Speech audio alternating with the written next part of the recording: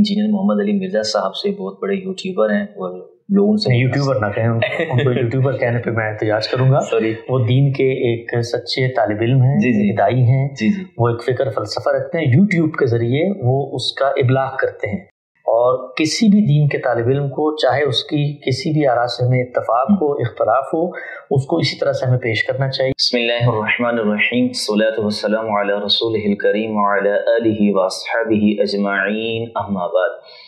अज़ीज़ान गिरामी क़द्र, मोहतरम भाइयों और दोस्तों, हमारी खुशकिस्मती है कि हम इस वक्त हसन इलियास साहब के पास मौजूद हैं, पीसी होटल लाहौर में।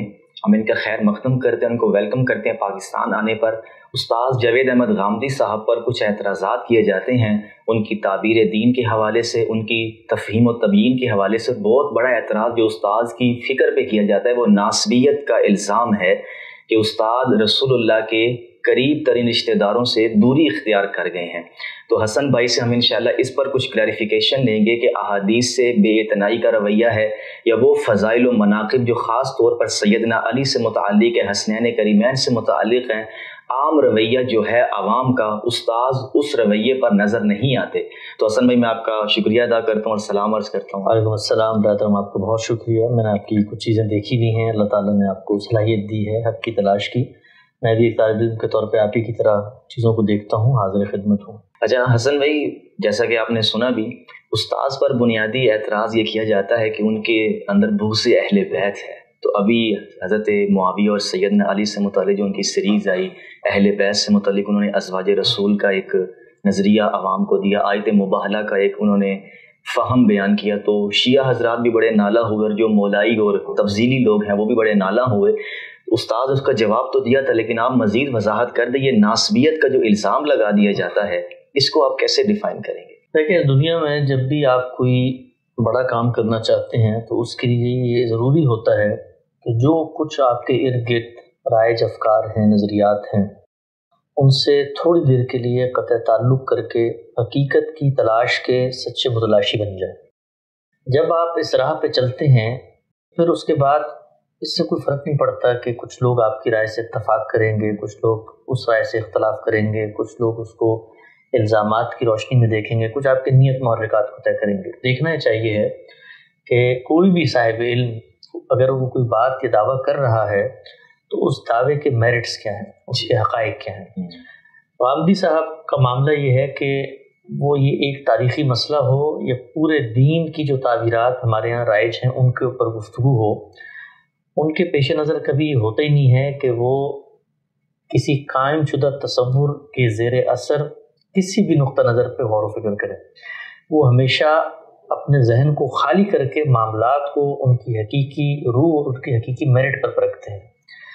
ये जो मसला है सैयदना अली और सैयदना अमीर मुआविया रज़ियल्लाहु ताला अन्हु का, मैंने इस पर गामदी साहब से गुफ्तगू का आगाज़ किया था। आपने देखा होगा मुताबिक हमने सीरीज़ की हैं और 20 घंटों का मुश्तमिल गामदी साहब ने अपना नुक्ता नज़र बयान किया है।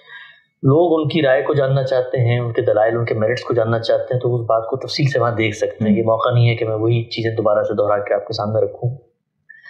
ताहम एक चीज़ जिस पर हम सबको बहुत गौर करना चाहिए वो ये है कि हमारे यहाँ किसी भी साहिब इल्म से अगर आपको इख्तलाफ है तो उसके आदाब क्या हैं ये चीज़ पेश नज़र नहीं रहती। हमारे यहाँ लेबलिंग, फतवा लगाना, नीयत, मुहर्रिकात हम भी सुनते पढ़ते रहते हैं। लोग कहते हैं भाई ये दजल से काम ले रहे हैं, कोई कहता है ये नासबी हो गए हैं, कोई कहता है ये बुग़्ज़ अली है, कोई कहता है ये हुब्ब मुआविया है, सुनते चलते रहते हैं। ये सारी चीज़ें वो हैं कि जो आप किसी के दाखिल का तज्ज़िया कर रहे होते हैं। तो दाखिल का तज्ज़िया अगर कोई शख्स करना चाहता है बहुत शौक़ से करे, दुनिया इरादे अमल का इम्तिहान है, लेकिन ये चीज़ पेश नज़र रखे कि इस तज्ज़िये के बारे में अल्लाह की अदालत में उससे सवाल जवाब होगा। और जब सवाल जवाब होगा तो अगर वो इसके लिए तैयार है, बहुत अच्छी बात है, वो अल्लाह की बारगाह में चला जाए और बता दे कि भाई इनके दिल में बुग़्ज़ था और बुग़्ज़ का मैंने मुशाहिदा कर लिया था। जो बात गामदी साहब कर रहे हैं वो यकीनन एक फ़रीक के कभी हक़ में जाती है, दूसरे फ़रीक की मुखालफत में जाती है। तो देखना ही चाहिए है कि इनके पेश नज़र इस्तदलाल क्या है। ये बज़ाहिर तो बड़ी तालिब-इल्माना सी बातें लगती हैं जो मैं भी कर रहा हूँ, गामदी साहब भी करते हैं और भी सारे उलमा भी इस्तदलाल पर नज़र रखें, लेकिन हकीकत ये है कि हमारे यहाँ इस बुनियादी चीज़ को नज़रअंदाज कर दिया जाता है। अब मिसाल के तौर पे ये बात कि जी हदीस के अंदर सहाबा इकराम या अहले बैत या सैयदना अली के बहुत ज़्यादा फ़ज़ाइल बयान हुए हैं, तो गामदी साहब ने ज़िंदगी के किसी मौके पर, किसी मोड़ पर उनका इनकार किया। اچھا ان کا انکار اگر غامدی صاحب کر بھی لیں تو ہم طالب علم ان سے سوال پوچھیں گے کہ جی اس کا انکار کرنے کی آپ کے پاس کے بنا استدلال موجود ہے؟ کیونکہ ایک شخصیت اگر رسالت پاک صلی اللہ علیہ وسلم کے پاس رہی ہے، آپ کی خدمت کی ہے، یا ان کی کوئی کارہائے نمایاں ہے، اس کو پیغمبر نے سراہا ہے، یا اللہ کی نظر میں ان صحابہ کرام کی کیا عظمت ہے، فضیلت ہے، اس کو رسول اللہ صلی اللہ علیہ وسلم بیان کر رہے ہیں، تو میں اور آپ کون ہوتے ہیں جو اس کے اوپر کوئی سوال اٹھائے؟ ہمارے پاس تو کوئی علم ہی نہیں ہے۔ تو ہمارے ہاں مسئلہ یہ ہوتا ہے کہ جس وقت آپ ایک تاریخی مارکے کا تجزیہ کر رہے ہیں، اس وقت آپ یہ چاہتے ہیں کہ فضائل کی روشنی میں ان سیاسی معاملات کو دیکھا جائے، یہ کرنے کے لیے ہم تیار نہیں ہوتے۔ یعنی سیدنا علی بہت افضل ہیں، ان کا علم سب سے صحابہ میں برتر ہوگا، ان کی قربانیاں بے مثل ہوں گی، ان کی شخصیت، ان کا کردار، ان کا تفقہ، ان کا فہم، ان کی بصیرت، یہ سب چیزیں بے مثل لازوال ہیں۔ لیکن کیا کسی شخصیت کی فضیلت کا یہ مطلب ہوتا ہے کہ وہ کسی سیاسی معاملے میں کوئی اقدام کرے تو اس میں غلطی نہیں ہو سکتی؟ صحیح، یہ مارجن تو ہم کسی دوسرے صحابی کو دینے کو تیار نہیں ہیں۔ تو ہمارے ہاں اصل میں ہم لوگوں نے دماغ کے اندر خانے بنائے ہوئے ہوتے ہیں، اور وہ خانوں کے سامنے جب کوئی رائے آتی ہے تو ہم اس کو اس میں ڈالنا چاہتے ہیں۔ غامدی صاحب کی جو رائے ہے وہ ایک طالب علم کی رائے ہے، صحیح، تو وہ کبھی کبھی ناصبیوں کو خلاف حقیقت لگ رہی ہوتی ہے، کبھی کبھی رافضیوں کو خلاف حقیقت لگ رہی ہوتی ہے، کبھی دیوبندیوں کو خلاف ہے۔ تو جو طالب علمانہ مزاج کے لوگ ہوتے ہیں نا، ہماری ملت کو یہ بات سمجھنی چاہیے کہ آپ نے اگر فضیلت کی داستانیں سننی ہیں تو مولویوں کی مجلس میں جائیں، صحیح ہے، وہ موجود ہیں، ان کے پاس بیٹھے، وہ آپ کو، کیا آپ کو دنیا کے اندر ذاکرین ختم ہو گئے ہیں، مجالس ختم ہو گئی ہیں، یوٹیوب پہ آپ چینل تبدیل کریں اور اس شخص کی بات سن لیں جو آپ کو فضیلت کی بات بتا رہا ہے۔ غامدی صاحب ایک طالب علم ہے، اور طالب علم کا کام ہوتا ہے تجزیہ کرنا۔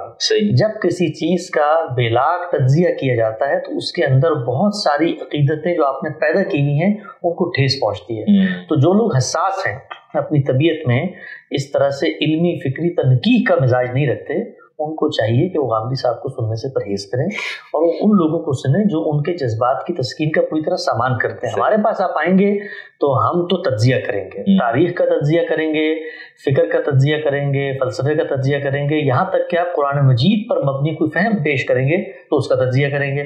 وہاں بھی آپ دیکھیے نا کہ پوری امت کے علماء جس چیز پر بڑے سیکھ پا ہوتے ہیں وہ کیا ہے کہ جی اتنی زیادہ تعداد تھی لوگوں کی، اتنے بڑے بڑے اکابر تھے، اتنے بڑے بڑے اذہان اور اتنے عبقری اور نابغہ لوگ گزرے ہیں، یا غامدی صاحب پیدا ہو گئے دین کی تشریح کرنے کے لیے، تو ان کو ایک ہی بات کہتے ہیں، بھائی ہم جو بات کر رہے ہیں وہ دلیل پہ مبنی ہے۔ مثلا ایک کلام ہے، کلام کو سمجھنے کی کچھ آفاقی مسلمات ہیں، بھائی وہ کلام ہے تو کلام کی زبان میں ہوگا، وہ زبان ہے تو وہ الفاظ پہ مشتمل ہوگی، الفاظ جملے میں آئیں گے، اس کا سیاق و سباق ہوگا۔ تو قرآن مجید اپنے بارے میں دعویٰ کرتا ہے میں حرف آخر ہوں، میں قول فیصل ہوں، میزان، فرقان، حکم، مہیمن ہوں، میری بساط پر رکھ کے چیزوں کو پرکھنا ہے۔ تو ہم پرکھ کے آپ کو بتا رہے ہیں، آپ کہتے نہیں مجھے تو فلاں بزرگ کی رائے پہ زیادہ اعتماد ہے، تو جائیے، یہ دنیا میں نہ ہم آپ کو مجبور کرتے ہیں کہ آپ ہماری رائے مانیں، نہ آپ ہمیں مجبور کریں ان تصورات کی روشنی میں جو آپ کے لیے بہت عقیدت پہ مبنی ہے۔ ہم ان تصورات کو میرٹ میں درست نہیں سمجھتے۔ تو صحابہ کرام کی فضیلت اگر ان کے لیے رسول اللہ نے بیان کی ہے تو اللہ سے ہم دعا کرتے ہیں کہ آخرت میں اللہ تعالیٰ اس فضیلت کو مزید مبرہن کر دے اور ان کو اجر دے۔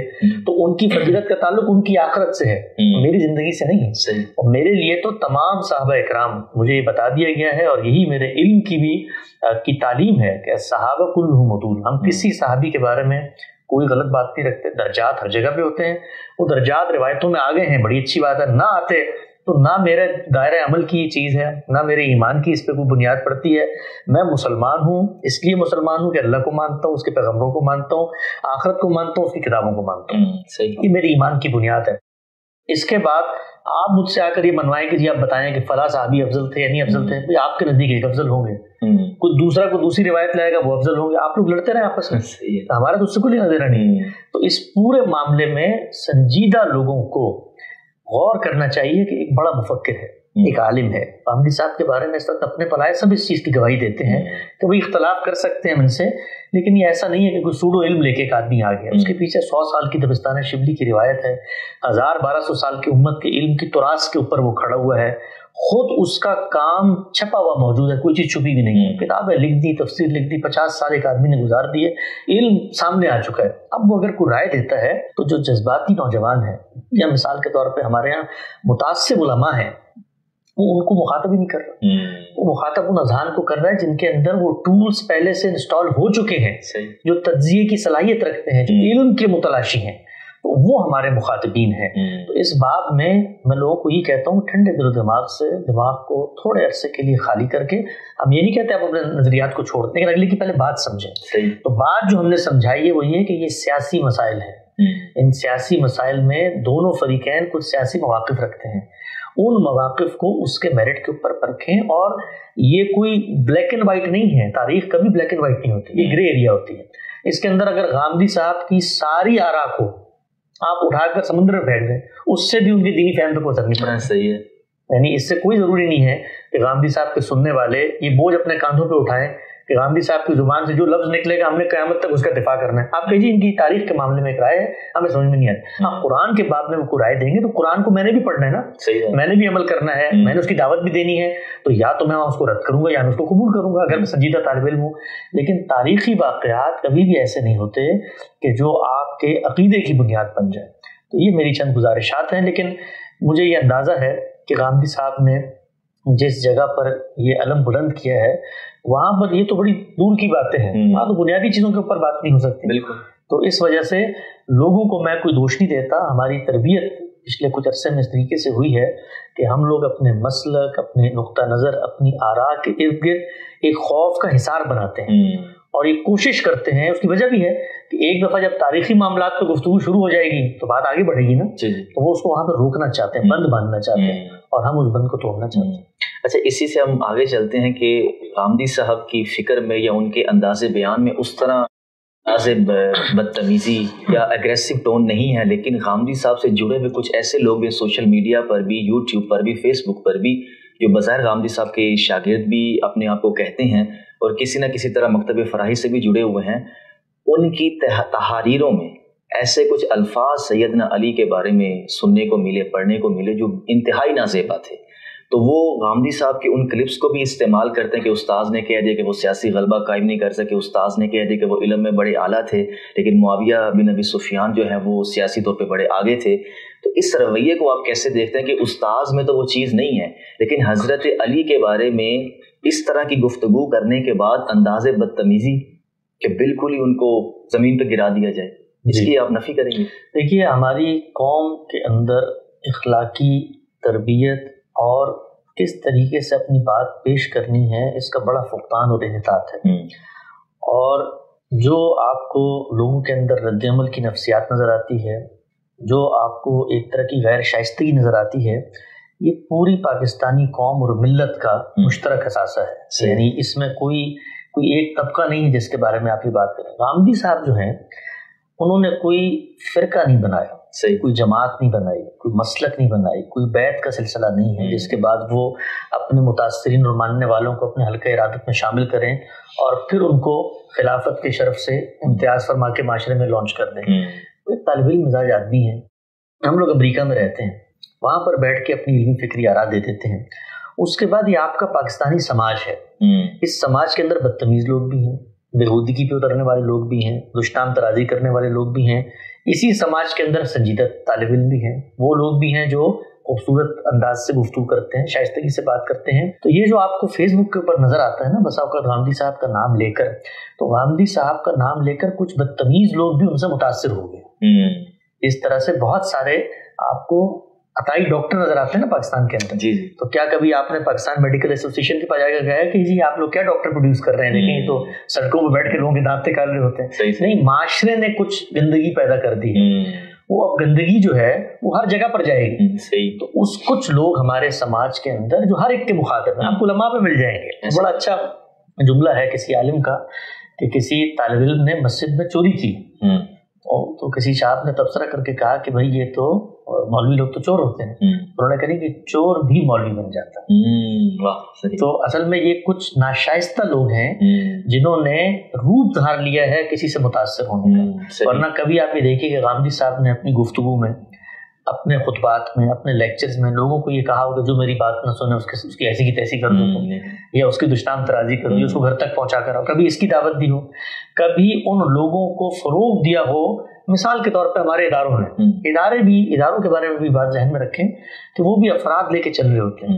غامدی صاحب جیسی شخصیت جو ہے وہ ان سب چیزوں سے بلند ہے کہ وہ کہیں پہ ادارے قائم کرے, اس کی ہیرارکی بنائے, وہاں کو بیوروکریسی کو, وہ اپنا علمی فکری کام کرتے ہیں. لوگ متاثر ہوتے ہیں, سماج کے اندر لوگ اٹھتے ہیں, وہ کہتے ہیں جی کہ ہم آپ کے فکر کی خدمت کرنا چاہتے ہیں, آپ کریں اپنی خدمت. اب اس خدمت میں وہ کس حد تک پورے اترتے ہیں, ان کا اپنا شخصی کردار کیا ہے, یہ کام کرنے ہم بیٹھ جائیں تو ہم علمی فکری کام ہی نہیں کر سکتے. یا ہم فیس بک کے اوپر ہر ایک کے پیچھے جو ہے وہ عصا لے کر بھاگیں کہ بھائی تم نے ہماری رائے. یہ آزادی افکار کی دنیا ہے, لوگ اٹھتے ہیں, باتیں کرتے ہیں. تو علماء کو بھی اس بارے میں سوچنا چاہیے کہ کوئی شخص غامدی صاحب کا نام لے کر اگر دشنام ترازی کر رہا ہے تو وہ بدتمیز آدمی سماج نے پیدا کیا ہے, وہ غامدی صاحب نے نہیں پیدا کیا. یہ اکثر لوگ کہتے ہیں کہ متاثرین المورد اس طرح کے ہوتے ہیں. نہیں, ہمارا سماج اس طرح کا ہے جس میں سے بعض لوگ المورد سے بھی متاثر ہوتے ہیں. صحیح. تو اس فرق کو پیش نظر رکھیں. باقی جو لوگ اس طرح کی چیزیں کرتے ہیں, میں ان کو یہی اپنے بھائی کی حیثیت سے, دوست کی حیثیت سے نصیحت کر سکتا ہوں کہ اگر آپ ہمارا نام لے کر یہ کام کرتے ہیں تو اس پر فکر کی بات نہیں ہے. انشاءاللہ جو لوگ ہمارے صحیح افکار سے واقف ہیں وہ خود لوگ ان کو جواب دے دیں گے. لیکن ان کو یہ بات سمجھنی چاہیے ہے کہ یہ طریقہ نہیں ہوتا. علم اور فکر کے جو اختلافات ہوتے ہیں وہ ایک خاص نوعیتی سنجیدگی کا تقاضا کرتے ہیں, اور وہ خاص سطح کے علمی لوگوں کے درمیان زیر بحث آنے چاہیے. ہر علمی فکری بحث عوام کی بحث نہیں ہوتی. ہمارے جو بہت بڑی غلطی ہوئی ہے وہ یہ ہے کہ ہم نے عام لوگوں کو ان ابحاث میں الجھا دیا ہے جو ان کے دائرہ عمل, دائرہ فکر کے بحث ہی نہیں, اور ہم عام گفتگوؤں میں بھی ان چیزوں کو زیر بحث لاتے ہیں. دیکھیں, مسلک ہو, نقطہ نظر ہو, آپ کے کسی بزرگ کی رائے ہو, وہ آپ کے لیے قابل ترجیح ہے. لیکن میری اور آپ کی جو بنیادی شناخت ہے وہ اسلام کی ہے. مسلک کی تبلیغ نہیں ہوتی, تبلیغ اسلام کی ہوتی ہے. صحیح. تبلیغ, تشریح, توضیح, دعوت یہ ہم دین کی دیں گے. باقی افکار میں بھی اپنا سکتا ہوں, آپ بھی اپنا سکتے ہیں. آپ صاحب علم ہیں, میرے افکار کی غلطی واضح کر دیں. تو عام لوگوں کو کبھی اس طرح کی بحثوں میں نہیں الجھنا چاہیے. کوئی رائے ان کو اچھی لگتی ہے, وہ اس کا فروغ چاہتے ہیں, اس کو بھیج دیں. ان کو کوئی آگے سے رد کرتا ہے تو کہیے کہ جی یہ رد ہم اپنے اہل علم تک پہنچا دیتے ہیں, وہ پھر ایک خاص علمی سطح پر اس کو ٹیکل کر لیتے ہیں. تو لوگوں کو یہ فرق بھی محفوظ رکھنا چاہیے. المورد کے اسکالرز ہوں یا غامدی صاحب کے تلامذہ, اور تلامذہ کی بھی کوئی ذمہ داری غامدی صاحب پہ نہیں. جب ہم یہ کہتے ہیں کہ احادیث کی کوئی ذمہ داری رسول اللہ پر نہیں ہے, اس کو نقل کرنے والے صحابہ کرام ہیں, وہ لوگ ہیں جن کو اللہ تعالیٰ نے جن کی عدالت کے اوپر گواہیاں دی ہیں, جب اس کی ذمہ داری ہم رسول اللہ پہ نہیں ڈالتے, آگے صحابہ کرام موجود ہیں, تو یہ ہمہ شمہ اور بعد کے علماء کے متاثرین کی کسی اقوال کی ذمہ داری اس عالم پہ کیسے ڈال جا سکتی ہے؟ اچھا حسن بھائی, آپ نے تاریخی آراء پر بات کی کہ اس میں نہ کوئی دینی فہم کا کوئی مسئلہ ہے کہ غامدی صاحب کی پوری فکر خراب ہو رہی ہے, تو کیا آپ اس بات کو بھی اون کرنے کو تیار ہیں کہ اہل تشیع جو شیخین کریمین سے متعلق جو رائے رکھتے ہیں, تاریخی پس منظر ثقیفہ بنی ساعدہ میں ان کا تقرر کیسے ہوا, یا سیدہ فاطمہ کے ساتھ میراث نبوت کا ایک اختلاف ہوا, یہ ایک الگ بحث ہے کہ ہم ان کا علمی رویہ ہے یا ان کے اختلافات کو دور کریں, لیکن کیا آپ ان کو بھی ایک مسلمان کی حیثیت سے یہ حق دیتے ہیں کہ وہ شیخین سے سیاسی, علمی اور نظریاتی اختلاف کر سکیں؟ جس سے چاہیں آپ نظریاتی اختلاف کریں, علمی اختلاف کریں, فکری اختلاف کریں, اس کی اسٹریٹجی, اس کے اقدامات پر تنقید کریں, ہر انسان کو یہ حاصل ہے. ٹھیک ہے, وہ چاہے اہل تشیع کریں یا اہل سنت میں سے کوئی کرے. کل کو کوئی اور فرقہ اٹھ کے تنقید کرتا ہے, اس کی وجہ یہ ہے کہ مجھے اس دنیا میں جس شخصیت کے آگے اپنے تمام تر عقیدت کے براجوں کو سرنڈر کرنے کا حکم دیا گیا ہے وہ محمد رسول اللہ کی شخصیت ہے. وہ دین کا تنہا ماخذ ہے. وہ ہستی ہیں کہ جنہوں نے روئے زمین پر کھڑے ہو کے یہ دعویٰ کیا ہے کہ میں خدا کا فرستادہ, منتخب, چنیدہ, بھیجا ہوا پیغمبر ہوں. ان کی اطاعت میں نے کرنی ہے. وہ دین کا تنہا ماخذ ہے. آپ کی ذات والا صفات, آپ نے قرآن و سنت دیا ہے, میں نے اس کے آگے جھکنا ہے, اس کے آگے سر تسلیم خم کرنا ہے. اس کے بعد جس طرح اس دین کے آج میں مخاطب بنتا ہوں اسی طرح صحابہ کرام مخاطب تھے. جس طرح میں نے دین کو سمجھنے کی کوشش کی ہے اس طرح صحابہ نے بھی کوشش کی. صحیح. یہ ہمارے جو پوری کی پوری تصویر بتائی جاتی ہے کہ جیسے ساتھ آپ صلی اللہ علیہ وسلم نے اپنے سامنے جو لوگ تھے ان کے سامنے دین کی شرح و وضاحت, توضیح, تبلیغ, ہر چیز کو, یعنی ان سب کو علماء کی ایک جماعت بنا کر, ایسا نہیں ہے. صحابہ کرام کی زندگیوں کا آپ مطالعہ کریں, ان میں ہر سطح کے لوگ ہیں, خاص سطح کا علمی ذوق رکھنے والے لوگ ہیں, عام لوگ ہیں, وہ لوگ ہیں جن کے اندر لیڈرشپ کی صلاحیت, وہ لوگ ہیں جنگجو مزاج لوگ, ہر طرح کے لوگ موجود ہیں. ہر شخص نے اپنی صلاحیت کے مطابق رسول اللہ صلی اللہ علیہ وسلم سے استفادہ کیا اور دین سیکھا, آگے بیان کیا. جب انہوں نے بیان کیا تو وہ ان کا فہم ہے, صحیح. ان کے فہم کے اوپر ہم تنقید کر سکتے ہیں, ان کے اقدامات کے اوپر تنقید کر سکتے ہیں. تنقید اور اختلاف سے کبھی مسئلہ پیدا نہیں ہوتا. صحیح. جس چیز سے مسئلہ پیدا ہوتا ہے وہ ہے نیت اور محرکات کو طے کرنا. جب ہم یہ کہتے ہیں کہ شیخین کریمین جو ہیں وہ نعوذ باللہ من ذالک, یہ تو غاصبین میں سے ہیں. یہ صحابہ اکرام کی جماعت میں اقتدار کہیں اور آ رہا تھا. یہ مثال کے طور پہ اللہ تعالیٰ نے منصب امامت پر برجمان کرنے کی ذمہ داری تو کسی اور کو دی تھی. یہ لوگ ہیں, یہ جماعت ہے جس نے یہ ہونے نہیں دیا. تو اب بحث قول و فعل سے اوپر اٹھ گئی ہے. صحیح. اب بحث چلی گئی نیت اور محرکات میں. تو یہاں پر دو اخلاقی سوالات پیدا ہوتے ہیں. پہلا تو یہ ہے کہ آپ کسی شخص کے بارے میں, اور وہ شخص بھی کون ہے, کوئی ہمہ شمہ نہیں ہے عام آدمی سڑک پہ, وہ جماعت ہے صحابہ کی جنہوں نے ساتھ آپ صلی اللہ علیہ وسلم کے ساتھ زندگی بسر کی ہے, اور آپ کے دین کی اشاعت, اس کے فروغ کے لیے اپنی تمام چیزیں قربان کر دی ہیں. یعنی اس درجے کے لوگ ہیں. ان لوگوں کے بارے میں اگر آپ کوئی اخلاقی حکم لگاتے ہیں تو ہمارا دین یہ کہتا ہے کہ آپ کسی شخص کے بارے میں, اس کی نیت اور محرکات کے بارے میں کلام نہیں کر سکتے الا یہ کہ آپ اس کو پایا ثبوت تک پہنچا دیں. تو جو چیز پایا ثبوت تک پہنچائی جاتی ہے وہ تو اعمال و افکار ہیں, تو اس کی تو دوسری توجیہات بھی موجود ہیں. صحیح. مثلا آپ اگر یہ کہتے ہیں کہ جی سیدنا علی کا منصب تھا اور اس کو دیگر صحابہ نے غصب کر لیا, تو دوسری آراء موجود ہیں, وہ بتاتے ہیں کہ یہ معاملہ ایسے نہیں ہوا. آخر ثقیفہ کے معاملے میں باقی لوگ بھی تو موجود ہیں نا جو منتخب کر رہے ہیں, تو وہاں پر توجیہ ہوتی ہے قول و فعل. لیکن جب آپ نیت پہ جاتے ہیں تو پھر میں آپ سے گفتگو نہیں کر سکتا. صحیح بات. میں آپ سے کیا گفتگو کروں گا؟ آپ کہتے ہو غاصب تھے اس لیے کہ اقتدار کے حریص تھے اور انہوں نے ان کو کرسی سے اتار دیا, تو میں پوچھوں گا یہ آپ کو کیسے معلوم ہوا؟ تو آپ کہیں گے دیکھو یہ واقعے کی توجیہ ہوتی چلی جائے گی, واقعے میں اختلاف ہوتا چلا جائے گا.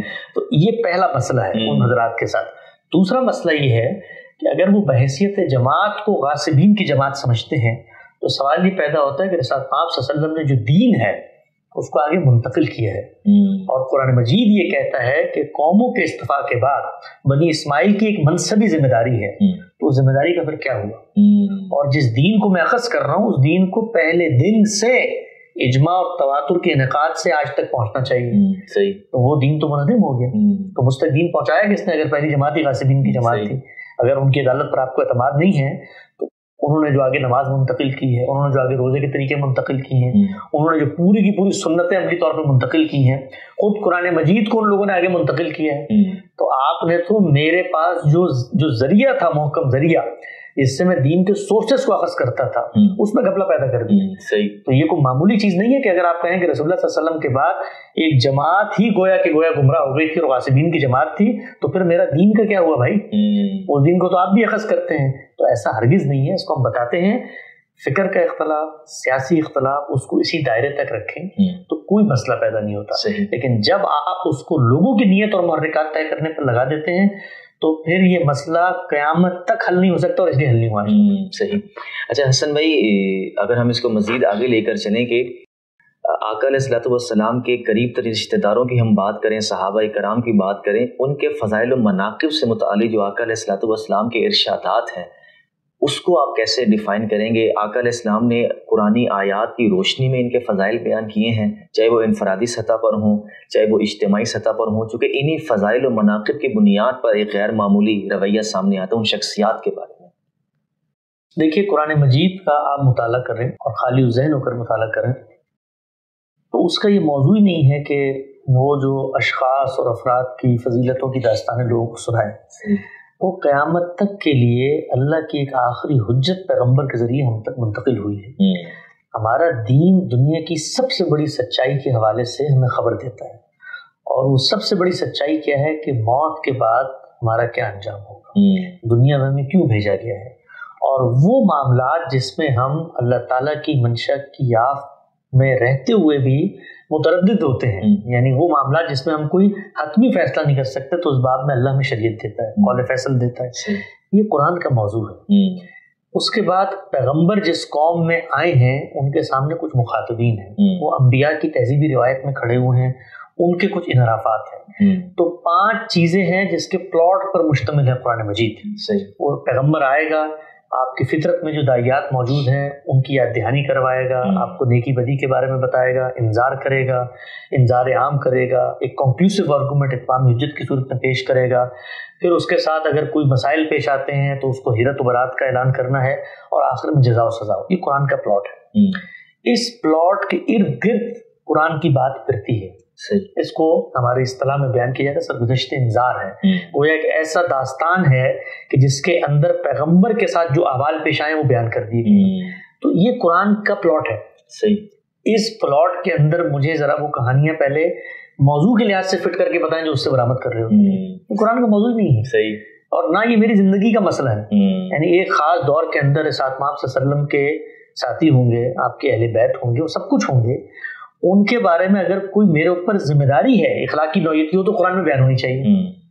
لیکن اگر کسی شخص کا تقوی ورا للہی ہے تو اس کا اللہ سے تقرب یہ غیر معمولی تھا, تو یہ قرآن نے مجھے سمجھا کر مجھ سے کیا حاصل کرنا ہے؟ کیا وہ مجھ سے یہ چاہتا ہے کہ میں لوگوں پر ایمان لاؤں؟ نہیں, ایمان تو میں نے پیغمبر پہ لانا ہے نا, تو پیغمبر کے بارے میں ہر چیز بتاتا ہے. یہ باقی جو ادنا مماثلتیں تلاش کر کے ادھر ادھر سے لوگ کہتے ہیں کہ جی وہ آیت مباہلہ میں کہا ان کو لے آؤ اور ان کو لے آؤ, تو اگر اللہ تعالیٰ کہتے ہیں کہ کسی کو مت لاؤ, پیغمبر آ جاؤ, تو کیا لوگ جو ان کے ساتھی تھے ان کی فضیلتیں کم ہو جاتی؟ تب بھی وہی فضیلتیں رہتی جو موجود تھیں. تو اس طرح سے اصل میں ہمارے ہاں جو مختلف منہاج امت میں رائج ہے, آپ نے سنا ہوگا غامدی صاحب کی زبانی بھی کہ بھئی ایک پورا کا پورا منہاج ہے جس کو سلفی منہاج کہا جاتا ہے, جس کے اندر روایت اصل ہے. ایک فقہی منہاج ہے جس کے اندر اجماع اصل ہے.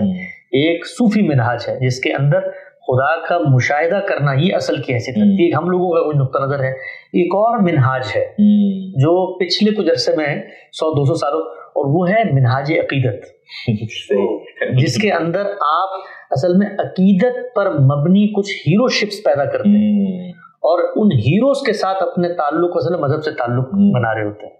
تو یہ بڑا فطری منہاج ہے, کافی دیر سے پیدا ہوا امت میں.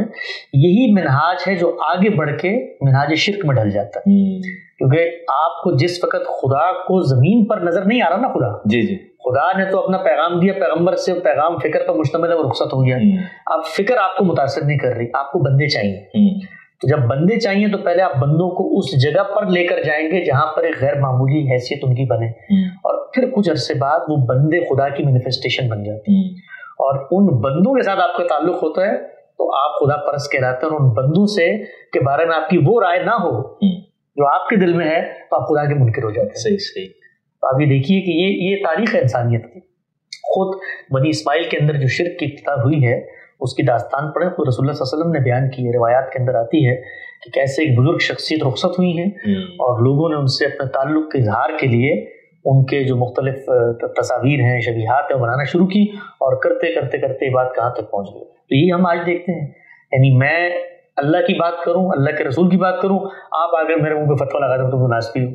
بھائی میں اگر مثال کے طور پہ آپ کے ذہن میں کسی شخصیت کا ایک مقام ہے, میں اس کو اس جگہ نہیں سمجھتا, اس سے میرے دینی فریم پہ کیا فرق پڑتا ہے؟ نہ میں ان کی نیت پہ کوئی کلام کر رہا ہوں, نہ ان کے محرکات پہ کوئی کلام کر رہا ہوں. سیاسی اقدامات زیر بحث ہیں, تو سیاسی اقدامات جس پہ چاہیں آپ تنقید کریں, اس سے کوئی فرق نہیں پڑتا. تو میں آخر میں عرض کرتا ہوں کہ یہ جو ہمارے ہاں منہاج عقیدت جس کو میں نے کہا, اور بہت بدقسمتی ہے کہ امت کی وہ فقہی روایت یا وہ سلفی روایت جو کم سے کم آثار پہ اور اقوال پہ اور چیزوں کی تنقید پہ کھڑی تھی, وہ بھی اس سے متاثر ہو گئی. بر صغیر کے اندر گزشتہ 150 سال میں جو منہاج عقیدت پروان چڑھا ہے, جس پر رسول اللہ صلی اللہ علیہ وسلم کے بارے میں بھی ایک غیر معمول سپر ہیرو کی تصویر بنا دی گئی ہے. اور اس میں اگر آپ ان کے نظریات کو نہ مانیں کہ وہ بھی مثال کے طور پہ حاضر و ناظر تھے اور عالم الغیب تھے اور یہ تھے اور وہ تھے, تو پوری کی پوری اکابر کی ہمارے ہاں فہرستیں جن کو دائرہ اسلام سے خارج کر دیا گیا. تو ضرورت اس امر کی ہے, اور جس چیز کی ہم کوشش کر رہے ہیں, ویسے ایک اور منہاج بھی ہے امت میں, منہاج عقیدت کے علاوہ ہمارے استاد نے پچھلے دنوں وہ اصطلاح, وہ ہے منہاج جہالت کا, کہ جس کے اندر گفتگو ہی نہیں ہو سکتی. یعنی یہ جتنے معاملات ہیں ان میں گفتگو تو ہو سکتی ہے, لیکن جو منہاج جہالت ہے اس پہ تو بات ہی نہیں ہو سکتی. وہ بھی ایک پوری کی پوری قوم ہمارے یہاں اس وقت تیار ہو گئی ہے. تو ضرورت اس امر کی ہے کہ ہم لوگ مسلمانوں کو یہ بتائیں کہ آپ کا دین اتنا پیور ہے, اتنا محکم ہے, اور وہ بغیر کسی شائبہ تردد کے آج ہمارے پاس پہنچ چکا ہے. اس میں کوئی ابہام نہیں ہے. اس کی توضیح ہوگی, تشریح ہوگی, تفہیم ہوگی, تفسیر ہوگی, اس میں اختلافات ہوتے ہیں. دین محکم ہے اور وہ قرآن و سنت کے اندر موجود ہے. اس کے بعد افراد ہیں, ان کی آراء ہیں, ان کے تاثرات ہیں اور تاریخ ہے. اس تاریخ میں آپ اختلاف کریں, دین کو کوئی فرق نہیں پڑتا. افراد سے آپ اختلاف کریں, دین کو کوئی فرق نہیں پڑتا. اختلاف کریں قول پر, فعل پر, نیت, محرکات, اخلاقیات, اس کے دائرے میں ہم نہیں جا سکتے. اسی عنوان کا آخری سوال پہ چند ایک مختصر سوالات. اسی عنوان پر اگر ہم دیکھیں تو آپ اس نوجوان کو کیا مشورہ دینا چاہیں گے کہ ٹھیک ہے صحابہ کرام کے سیاسی اقدامات سے کسی کو اگر کوئی اختلاف بھی ہے وہ اس کو شائستگی سے بیان کرتے ہیں، اس نے آپ کی تحسین بھی کی آپ نے کہ چلیں یہ تو ٹھیک ہے، لیکن بہت سے لوگ کچھ ایسے بھی ہیں جو بالکل واقعتاً ناسبی مزاج ہیں، وہ بدتمیزی کرتے ہیں، ایون رافضیت میں تبرہ بازی ہے، لیکن اب سنیوں میں بھی آ گئی ہے کہ وہ سیدنا علی کے بارے میں انتہائی نازیبا الفاظ استعمال کرتے ہیں۔ تو آپ کیا نصیحت کرنا چاہیں گے کہ ایسے نوجوان کو ان کی مجلس میں بیٹھنا ہی نہیں چاہیے، کوئی علمی گفتگو نہ کرے، سیدنا علی کا کوئی دفاع نہ کرے جو کہ اب وہ بدتمیزی پہ آ گیا ہے، اور جو شائستگی کے ساتھ اگر حضرت علی سے اختلاف کر رہا ہے تو اس سے بات کی جا سکتی ہے، بدتمیز سے بات نہیں کی جا سکتی۔ آپ کیا کہیں؟ دیکھیے قرآن مجید ہمیں یہ بتاتا ہے کہ جہاں پر بھی جاہلین ہوں ان سے اعراض کرنا چاہیے۔ آپ گفتگو کے لیے ان لوگوں کا انتخاب کریں جن کے اور آپ کے درمیان کچھ کامن پوائنٹ آف ریفرنسز ہوں۔ ہمارے ہاں عام طور پر ہم اپنی بات بھی جب پہنچانا چاہتے ہیں تو ان لوگوں تک پہنچانا چاہتے ہیں جو گفتگو کے پری ریکوزٹس ہیں، تو اس کے پس منظر کے اقدامات ہیں، ان کو تسلیم ہی نہیں کرتے۔ صحیح۔ مطلب میں اگر آپ میرے پاس آئے ہیں ابھی اور آپ مجھ سے کہیں کہ جی میں ایک مقلد ہوں، آپ مجھ سے قرآن کی اس آیت کے بارے میں بحث کریں، تو میں آپ کو چائے پلاؤں گا، آپ کے ساتھ گپ شپ کروں گا، بتاؤں گا آپ بھی اپنے گھر جائیں میں بھی اپنے گھر جاتا ہوں۔ لیکن آپ میرے پاس آ کے کہتے ہیں بھائی میں قرآن مجید کا سنجیدہ طالب علم ہوں، میں سمجھنا چاہتا ہوں اس چیز کو، میرے نزدیک دیکھیں لغت اس لفظ کا یہ معنی بتا رہی ہے، آپ کیسے اس کی دوسری، تو میرے اور آپ کے درمیان کوئی کامن پوائنٹ آف ریفرنس ہوگا۔ مقلدین سے گفتگو نہیں ہو سکتی، اس طرح جہلا سے گفتگو نہیں ہو سکتی۔ صحیح۔ امام شافعی سے منسوب قول ہے، پتہ نہیں حقیقت کیا ہے اس کی، وہ کہتے ہیں جب بھی میں نے کسی جاہل سے بحث کی میں ہار گیا۔ صحیح۔ تو جاہل سے جب بھی آپ بحث کریں گے آپ ہاریں گے، وہاں جہالت جیتے گی، اس لیے کہ جہالت جو ہے وہ مبنی ہوتی ہے شدت پر، صحیح، وہ اونچی آواز پر، وہ اپنے زام اور برتری پر۔ تو سنجیدہ طلبہ کو، سنجیدہ لوگوں کو ان لوگوں سے اعراض کرنا چاہیے، ان کو اپنی دنیا میں رہنے دیں، اور اس طرح کی جو چیزیں ہوتی ہیں ان کی کوئی زندگی نہیں ہوتی۔ صحیح۔ زندگی ہو بھی تب بھی میں اور آپ اگر دین کو مانتے ہیں بھائی تو اس کا ایک مقصد ہے جو دین نے متعین کیا ہے، وہ ہے تزکیہ۔ صحیح۔ کیا قیامت کے دن دنیا کا کوئی عالم مجھے کسی کتاب سے نکال کے یہ بتا دے کہ قیامت کے دن مجھ سے یہ سوال ہوگا کہ میں سیدنا علی اور سیدنا امیر معاویہ کے باب میں کس کو حق پر سمجھتا تھا، اس کی گواہی دوں۔ اگر تو یہ میرے ایمان کے تقاضوں میں ہے تو جائیے حدیث جبریل میں جا کر ان کو مشورہ دیں، سیدنا جبریل کو، کہ آپ آئے تھے اللہ کے پیغمبر کو اور پوری امت کو یہ سبق دینے کہ اسلام کیا ہے اور ایمان کیا ہے، آپ نے تو اس میں چیزیں بیان ہی نہیں کی۔ پھر جائیے قرآن مجید کے اندر، وہاں پر اللہ تعالیٰ سے شکوے کریں گے جی یہ جو چیزیں ہم نے دین کے نام پر پیش کر دی ہیں وہ تو قرآن مجید میں آپ نے بیان ہی نہیں کی۔ تو تاریخی معاملات میں مختلف لوگ مختلف آراء اپناتے ہیں، جہلا بھی ہوتے ہیں، علماء بھی ہوتے ہیں، ہم نے یہ دیکھنا ہوتا ہے کہ ہمارا دائرہ کیا ہے، اگر ہمیں کوئی رائے ٹھیک لگتی ہے تو اس کو اس دائرے میں بیان کریں۔ باقی یہ جو لوگ تبرہ بازی کرتے ہیں یہ رد عمل کی نفسیات ہے، ایک جانب سے جب ایک کام ہوتا ہے، اور اس کی بنیاد بھی یہ ہے کہ تاریخی معاملات کو ہم تاریخی حیثیت سے نہیں دیکھتے، اس وقت تاریخی معاملات کے ساتھ آپ نصوص کو نفی کر دیتے ہیں۔ بڑی بڑی مشہور ہے نا جی بھائی یہ حدیث عمار میں آیا کہ رسول اللہ نے فیصلہ کر دیا ہے، رسول اللہ نے اگر فیصلہ کیا تھا، یہ سوال میں اکثر اپنے ان دوستوں سے پوچھتا ہوں جو تاریخ کے طلبہ ہیں، تو رسول اللہ کے اس فیصلے کو جس وقت سیدنا علی نے حکم بنانے کی بات پیش کی، کیوں نہیں پیش کیا؟ یعنی اگر تو کوئی ڈیوائن فیصلہ تھا تو اس تحکیم کے موقع پر یہ قبول کیسے کر لی گئی کہ تحکیم ہونی ہے؟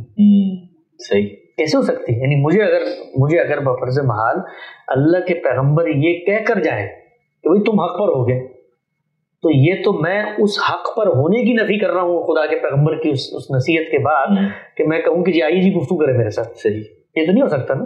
میں نے پچھلے دنوں کہیں گفتگو کرتے ہوئے ایک بات کی، ہمارے بعض احمدی حضرات اس پہ بڑے نالا ہوئے، اور میں نے کہا کہ بھائی یہ تکفیر کا آغاز ہوا تھا، تو بہت سارے لوگوں نے ڈیٹا وغیرہ نکالا کہ محمد حسین پٹالوی نے آغاز کیا تھا اس کا۔ تو میں نے کچھ چیزیں ان دوستوں کے سامنے پیش کی، تو میں نے کہا یہ تو جب آغاز ہوا تھا تو اس کے بعد تو یہ عدالت میں چلے گئے تھے، اور عدالت میں جانے کے بعد عدالت نے دونوں کو پابند کیا کہ آج کے بعد آپ یہ نہیں لکھیں گے، اور ان کو کہا کہ آج کے بعد آپ کفر کا فتویٰ نہیں دیں گے، اور دونوں نے اس میں سائن کیا۔ تو میں نے ان سے پوچھا کہ بھائی یہ کہاں ہوتا ہے دنیا میں کہ پیغمبر بھی عدالت میں لکھ کر آ جائے کہ میں آج کے بعد یہ باتیں بیان نہیں کروں گا؟ صحیح ہے، تو پھر پیغمبر کس چیز کا ہوا؟ یہ سیلف کنٹرڈکشن ہے نا۔ تو یہی بات ہم یہ کہتے ہیں کہ اگر آپ کسی شخص کو اللہ کے پیغمبر کی سند سے حق پر قرار دے رہے ہیں تو اس شخص کو بھی تو اس دعوے کو قبول کرنا چاہیے نا۔ صحیح، وہ تو آگے بڑھ کے کہہ رہا بھائی آگے بیٹھ کے مثال پر فیصلہ کرتے ہیں۔ تو یہ چھوٹی چھوٹی چیزیں ہیں، اس پر ہم نے اور بھی بہت ساری چیزیں۔ تو لوگ جب اس کو عقیدت کی نظر سے اتر کر تاریخ کو تاریخ کی حیثیت سے دیکھیں گے، جو تصورات انہوں نے بنا لیے پری کنسیوڈ، اس کا معاملہ، اس کا تعلق اس سے نہیں ہے۔ یہ نہ بھی ہو واقعہ کربلا، یہ نہ بھی ہو مثال کے طور پہ جنگ جمل اور جنگ صفین وغیرہ، وہ آپ کا ایک تصور ہے ایک شخصیت کے بارے میں، وہ امامت کا تصور ہے، تو اس کا کیا کریں گے پھر ہم؟ یعنی وہ تو مبنی پر نصوص ہے نا آپ کے نزدیک، تو وہ تو پھر بھی رہے گا، تب بھی ہم غاصبین ہوں گے، تب بھی ہم سب چیزیں ہوں گی۔ تو کوشش یہ کرنی چاہیے، اور میں انہی لوگوں کو مخاطب بناتا ہوں جن کے ہاں یہ فہم پیدا ہو چکا ہے کہ ہم نے گروہی تعصبات سے نکل کے خالص اللہ اور اس کے پیغمبر کی بات سننی ہے، وہ تاریخ کو تاریخ کی حیثیت سے دیکھیں اور اس میں اختلاف رائے کو گوارا کرنے کا ایک جوہر اپنے اندر پیدا کریں۔ صحیح۔ اچھا، آپ نے روایات کی بات کی، تو سیدنا علی کے حق پر ہونے کی جو روایات کتب حدیث میں نقل ہوئی ہیں، اس پر آپ مختصر کیا کہنا چاہیں گے؟ ان روایات میں بظاہر شیخ البانی بھی اس پہ صحت کا حکم لگاتے ہیں، شعیب الارناؤط بھی صحت کا حکم لگاتے ہیں، تو یہ روایات میں جو حضرت، اور بعض روایات تو سیدنا علی سے خود روایت ہیں، وہ جوتی گاٹنے والا واقعہ ہے کہ آپ تعویل قرآن پر قتال کریں گے، اور حضرت علی وہ بھی پیش نہیں کر رہے، تو غامدی صاحب نے جو اس پر ایک رائے دی ہے وہ ایک پینڈورا باکس کھل گیا ہے، تو یہ روایات کہاں سے آ گئی اور صحت بھی ہے؟ اچھا، میں اگر آپ کو کچھ ایسی روایات بتاؤں جن کی صحت پہ ارناؤط بھی ہوں گے اور البانی بھی متفق ہوں گے اور سارے محدثین کا اتفاق ہوگا، اور وہ سیدنا امیر معاویہ کی فضیلت بیان کر رہی ہوں گی، تو پھر کیا کریں گے آپ؟ مثال کے طور پہ اس وقت ہمارا حدیث کے اوپر کام شائع ہوا ہے، اس میں آج تک یہ جو سمجھا جاتا تھا کہ ایک مہدی آئیں گے، ٹھیک ہے نا، اور اس کے اطلاقات بھی لوگوں نے کیے، کسی نے سیدنا عمر بن عبدالعزیز پہ کیا، ہم نے وہ روایات نکال کے بتا دی ہیں جن کا مصداق ہمارے نزدیک سیدنا امیر معاویہ ہیں۔ اچھا جی، صحیح۔ وہاں تو فضیلتیں اور کچھ مناقب بیان ہو رہے ہیں، یہاں تو مہدی جیسے بڑے منصب پر فائز کر دیے، تو کہاں تک جائیں گے؟ صحیح صحیح۔ رسول اللہ صلی اللہ علیہ وسلم فرماتے ہیں کہ میری امت کا گروہ نکلے گا اور وہ پانی کے اوپر ایسے ایسے جہازوں میں ہوگا جو پہلی دفعہ جہاد کرے گا، تو اگر وہ باغی طبقہ تھا تو اس کو اللہ کے پیغمبر اور بتاتے ہیں اس میں فتح ہوگی اس کو۔ تو یہ روایتیں ہر جگہ موجود ہیں بھائی۔ اچھا، سوال یہ ہے کہ ان روایتوں سے جو اقدامات انہوں نے کیے ہیں ان کی جسٹیفیکیشن ہوتی ہے۔ اچھا اچھا، صحیح، یہ سوال ہے۔ سیدنا علی اگر کہیں جہاد کریں گے قرآن والوں کے خلاف تو کریں گے نا بھی جا کے، وہ ضرور کریں، اگر کریں گے، رسول اللہ نے کوئی پیشن گوئی فرمائی ہے، وہ ہر بار پوری ہو گئی ہے تو ضرور کریں گے، اگر نہیں پوری ہوئی تو ہم کہیں گے روایت کی تعویل کرو۔ لیکن ان چیزوں سے ان کے جو سیاسی اقدامات ہیں، یعنی یہ بھی کسی روایت میں آیا ہے کہ سیدنا علی جو ہیں وہ تحکیم کا فیصلہ کریں گے، نہیں آیا نا، تو آپ نے تو کیا یہ کام، تو یہ سیاسی اقدام ہے نا۔ یہ بھی کہیں کسی روایت میں آیا ہے کہ سیدنا علی مالک اشتر کو جو ہے وہ خلیفہ اپنا گورنر مقرر کریں گے، نہیں یار، سیاسی اقدام ہے۔ یہ بھی کہیں پہ آیا ہے کہ مثال کے طور پہ سیدنا حسین جو ہیں اور سیدنا حسن جو ہے اور سیدنا امیر معاویہ کے ساتھ صلح کر لیں، اس سے کوئی فرق نہیں، یہ سیاسی اقدامات ہیں۔ تو جو روایات آئی ہیں ان کے اوپر لوگ تحقیق کریں، اس سے آپ سمجھنا چاہتے ہیں رسول اللہ صلی اللہ علیہ وسلم نے کسی موقع پر امت کو یہ سبق دیا ہو کہ بھائی یہ میرے بعد 2 مارکے ہوں گے، میں اس میں ایک گروہ کی برات کا اعلان کرتا ہوں اور وہ یہ لوگ ہوں گے، اس میں زیادہ سے زیادہ حدیث عمار پیش کی جاتی ہے، اس کی ہم نے توجیہ کی ہے، اس کو ہم نے سمجھایا ہے، تفصیل سے غامدی صاحب کا نقطہ نظر آپ اس پہ جان سکتے ہیں کہ وہاں پر فعل باغیہ سے کیا مراد ہے، کن لوگوں کی وجہ سے عمار وہاں پر شہید ہوئے، اور اگر وہ باغی گروہ تھا تو سامنے والوں کو اس کو پیش کرنا چاہیے تھا۔ یہ سارے معاملات ٹھنڈے دل و دماغ سے، ان میں وقت لگتا ہے میرے بھائی، تھوڑا سا ابھی ہم نے بات کی ہے، انشاءاللہ زیادہ وقت نہیں لگے گا، کوئی 100-200 سال گزریں گے انشاءاللہ، پھر سننا سمجھنا شروع ہو جائے۔ اچھا، غامدی صاحب ایک بہت ہی، جب وہ پاکستان میں غالباً ہوا کرتے تھے، کچھ مدارس کے علماء آئے تھے، انہوں نے غامدی صاحب سے صحابہ کی تعریف ایک سوال کیا تھا مائز اسلمی کے حوالے سے، کہ غامدی صاحب نے نازیبا الفاظ اپنی کتاب میں ان کے بارے میں استعمال کیے ہیں، تو وہاں غامدی صاحب نے صحابی کی تعریف میں 2 نقطہ نظر متعارف کروائے تھے، محدثین کی تعریف اور اصولیین کی تعریف۔ تو اس میں مؤدبانہ اور عاجزانہ ایک سوال ہے کہ غامدی صاحب اصولیین کی تعریف کو پریفر کرتے ہیں کہ جنہوں نے آقا علیہ السلام کی ملازمت اختیار کی وہ آپ کے جانثار صحابہ ہیں، باقی آقا علیہ السلام کے زمانہ کے مسلمان ہیں، تو حضرت معاویہ اس صحابی کی تعریف میں کیسے آ جاتے ہیں؟ آپ کے نزدیک نہیں آتے تو نکال لیں، ٹھیک ہے، کیا فرق پڑتا ہے؟ صحیح ہے۔ مطلب آپ بھی کہتے ہیں کہ سیدنا امیر معاویہ میری نظر میں صحابی کی تعریف میں نہیں آتے، تو نہ میرے دین پہ کوئی فرق پڑتا ہے، نہ مجھے کہ کچھ پہ اعتراض ہوگا، آپ نکال دیں. ٹھیک ہے. کیونکہ میں نے نہ سیدنا امیر معاویہ سے دین لیا ہے، ٹھیک ہے، نہ میرے عقیدے کی بنیاد سیدنا امیر معاویہ کو صحابی بنانا ہے.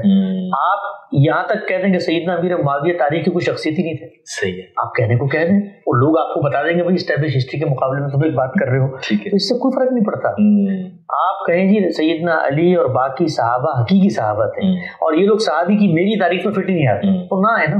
ٹھیک ہے. ایک صحابی جو ہے ایک دین کی اصطلاح ہے جس کے اندر اللہ تعالیٰ نے متعین کر دیا کہ کون شخص صحابی ہوگا کہ نہیں ہوگا. یہ زبان کا ایک لفظ ہے، اس کا مطلب ہوتا ہے ساتھی، مصاحب. آپ یہ کہتے ہیں کہ جی میں اس شخص کو اصطلاح میں مصاحب نہیں سمجھتا جس نے 25 سال نہ گزارے ہوں یا 30 سال. یہ خود جو دو اصطلاحات ہیں، یہ دو اصطلاحات اللہ تعالیٰ نے بنائی ہیں. یہ اصولین کی اصطلاح ہے اور محدثین کی اصطلاح ہے، لوگوں کی بنائی ہوئی اصطلاحات ہے نا بھائی. انہوں نے غور کیا کہ کس شخص کو ہم رسول اللہ صلی اللہ علیہ وسلم کے باقاعدہ ساتھی ہونے کی حیثیت سے متعارف کروائیں گے اور کون سا شخص محض ایک ملاقات ہوئی ہے اس کا حکم اطلاق اس کے اوپر کر دیں گے. تو کوئی شخص آگے بڑھ کے کہنا چاہتا ہے سیدنا امیر معاویہ جو ہیں وہ اس درجے کے صحابی نہیں تھے، اس کا انکار اگر آپ کریں گے کہ جی ان کو رسول اللہ سے ملاقات ہی نہیں ہوئی، وہ تو ایک اسٹیبلش ہسٹری سے لڑنے والی بات ہے، اس سے بھی لڑے جا کر. اس کے لیے بھی اللہ تعالیٰ نے وسائل مہیا کیے ہیں. ہر جگہ پر جو بھی آپ دعویٰ کریں گے دنیا کے اندر اس دعوے کو رد کرنے والے لوگ موجود ہوں گے. تو اس سے کوئی فرق نہیں پڑتا کہ آپ سیدنا امیر معاویہ کے بارے میں ان کے علم، ان کے فکر، ان کے سیاسی اقدامات اس پر کوئی رائے قائم کرنا چاہتے ہیں، آپ کو حق ہے.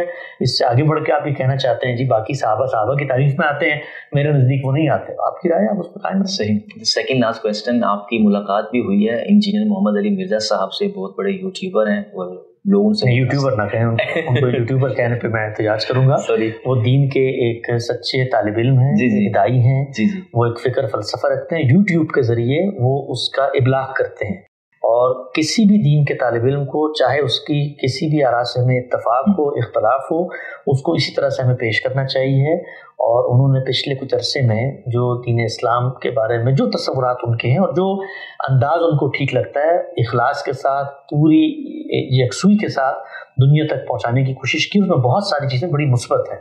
شرک کے حوالے سے ہمارے ہاں جو بالکل حساسیت ختم ہو چکی تھی اس کو انہوں نے دوبارہ سے اجاگر کیا ہے.